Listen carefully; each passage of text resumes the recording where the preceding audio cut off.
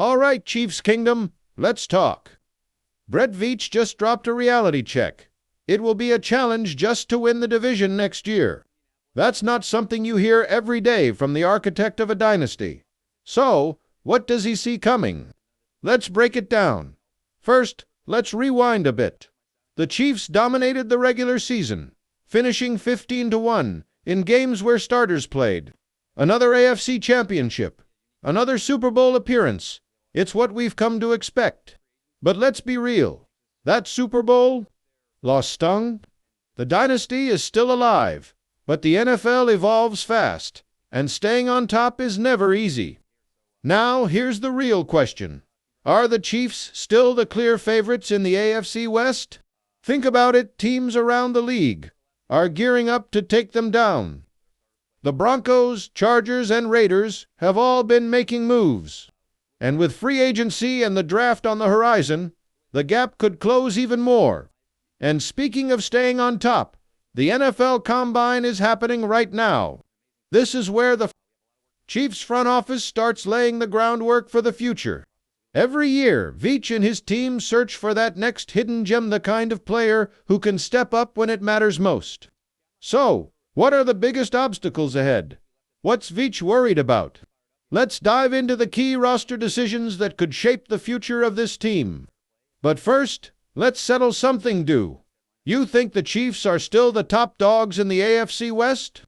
Drop your take in the comments. Now, let's get into the real challenge Brett Veach is facing, keeping this roster elite while dealing with free agency. Every offseason, tough decisions have to be made, and this one is no different. First, let's talk about the Chiefs' pending free agents. Some big names could be on their way out, and that's where things get tricky. Chris Jones, L'Jarius Sneed, and Willie Gay Jr. are all up for new contracts. Jones is the heart of the defense, but can the Chiefs afford to give him another massive deal? Sneed is a shutdown corner, and we all know how valuable that is in today's NFL. So, what's the move here? That brings us to the salary cap. The Chiefs have been playing a delicate game, locking in Mahomes long-term, while still keeping enough flexibility to surround him with talent. But contracts pile up fast. Can they afford to keep everyone? Probably not. So, here's the question for UF. You were in charge. Who's the one free agent the Chiefs must re-sign at any cost? Let me know in the comments. And while we're on the topic of roster building, Veach always has a few tricks up his sleeve in free agency. Even if they lose a big name or two, they'll be looking at potential replacements. Some key positions to watch: wide receiver, offensive line, and pass rusher. Names like Mike Evans, Calvin Ridley, or even a veteran offensive tackle could be on the radar. But again, the Chiefs won't just be throwing money around, they have to be smart. At the end of the day, championship teams aren't just built through free agency. The draft is where Veach has really made his mark, and this year will be no different. So, what's the plan for the 2025 draft? Let's get into it.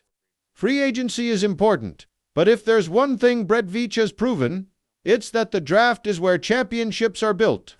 The Chiefs have consistently found impact players in later rounds, and 2025 will be another big test.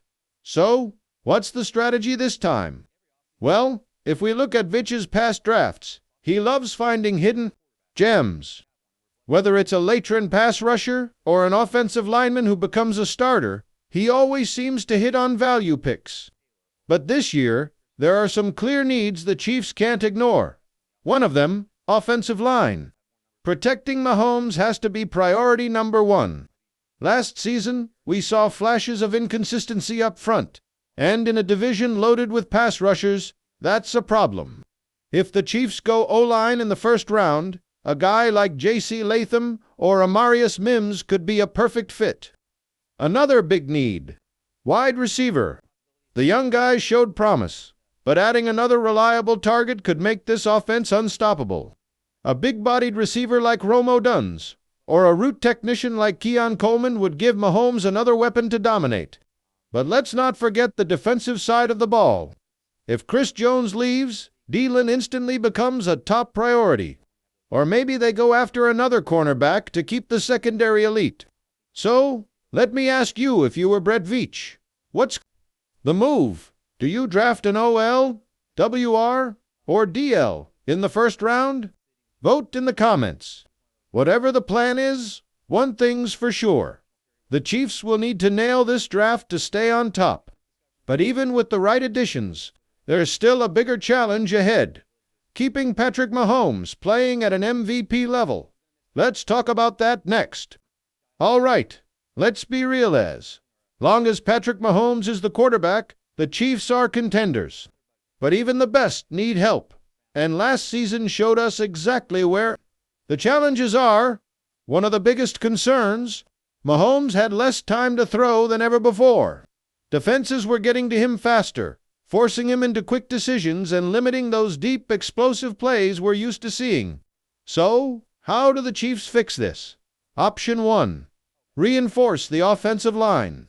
If the Chiefs draft a top-tier tackle or sign a veteran in free agency, Mahomes gets more time in the pocket, and that changes everything.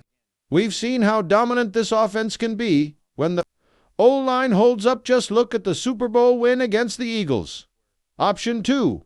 Give Mahomes better weapons. Last season, the wide receiver core had its ups and downs.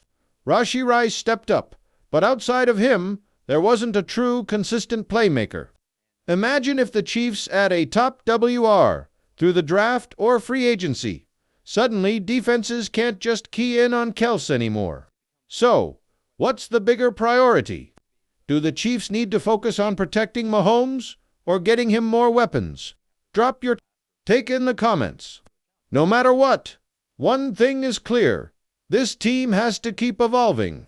And that brings us to the final question: are the Chiefs still the kings of the AFC West, or is their reign in danger?